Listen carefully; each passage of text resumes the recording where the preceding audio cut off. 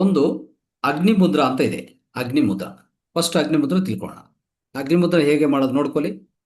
ನೋಡಿ, ಈ ಎರಡು ಇದು ಟಚ್ ಮಾಡಿ, ಎರಡು ಹೆಬ್ಬೆಲ್ಲ ಟಚ್ ಮಾಡಿ ಈ ರೀತಿಯಲ್ಲಿ ಹೀಗೆ ಇಡಬೇಕು.